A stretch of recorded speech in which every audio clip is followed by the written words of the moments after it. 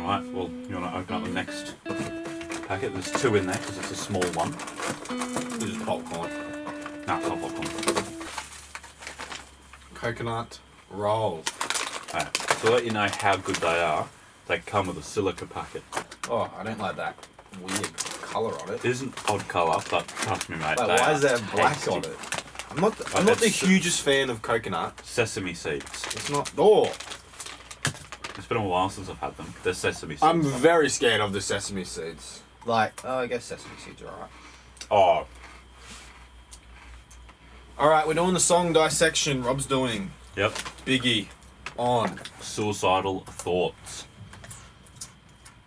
It's an absolute classic track. Everyone has heard it, or at least one part of it. Whether you recognise it by name or not, you have heard it. That is fact. The intro was given to Puff Daddy to set the song up perfectly. It's just spoken word of Puff getting a phone call from Biggie. We only hear Puff's side of the call, and he's just like, God damn, do you know what time it is? Implying it's very early morning or very late night. And the intro ends with a, you alright? With like a sort of a tone of worry in his voice. And then what the fuck is wrong with you? Oh, thought you were talking to me. And then the verse starts, and Biggie just comes in with the, when I die, fuck it, I wanna go to hell, 'cause I'm a piece of shit, it ain't hard to fucking tell.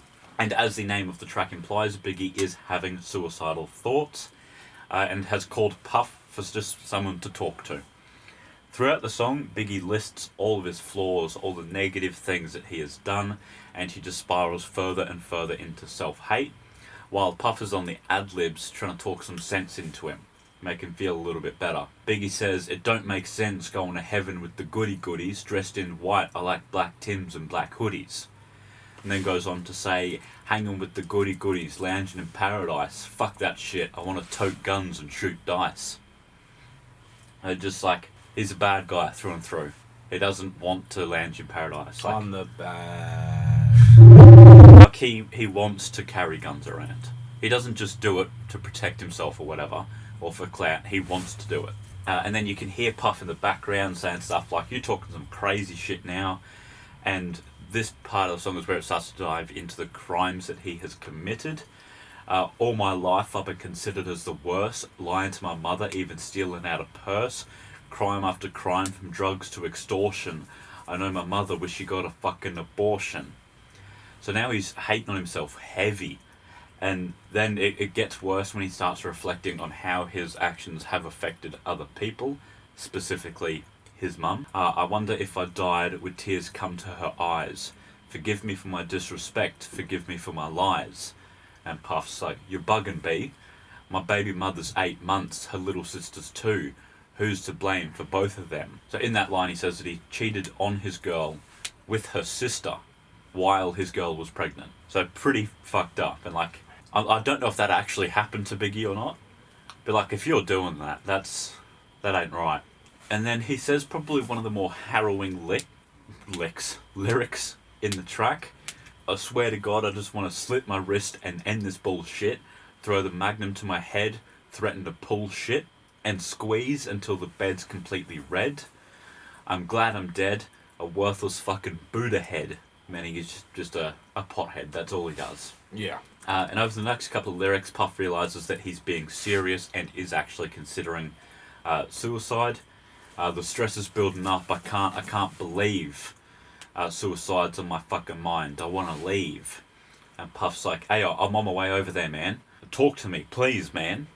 And he's got quite a tone of desperation. And then a little bit further on is where something very interesting happens. Biggie mentions that he thinks people will front at his funeral pretending to miss him. And then Puff says, where your girl at, man? And Biggie, for the first time in this phone call, responds to him.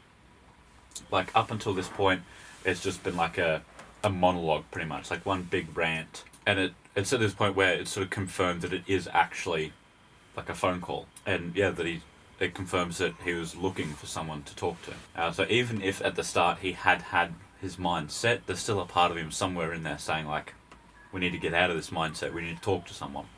Maybe Puff. And then Biggie says that he's reached his peak, whether he means financially or sort of career-wise. He's starting to justify what he's about to do. Then he says the last few lines of the track.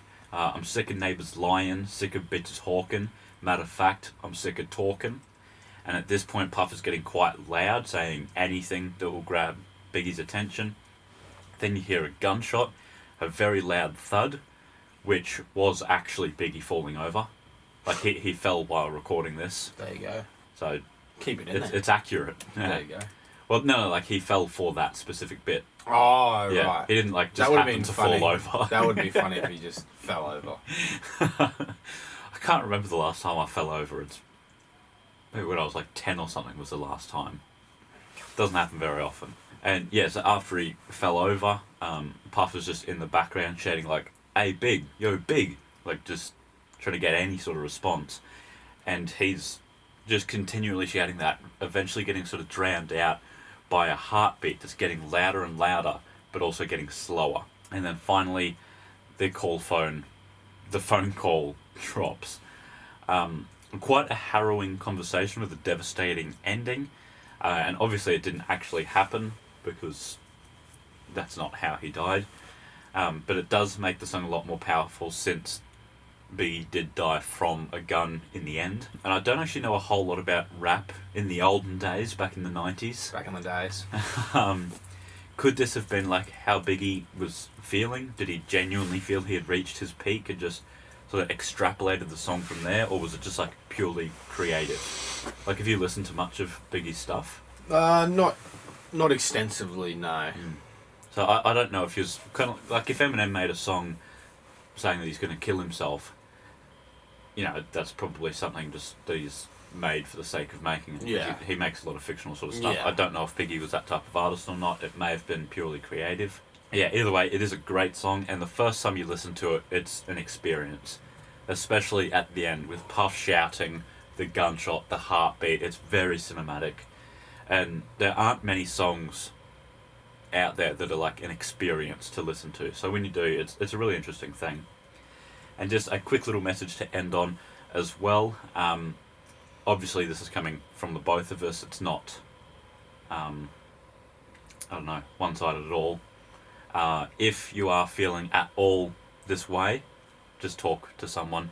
There's always someone out there. There's like anonymous helplines as well that you can call.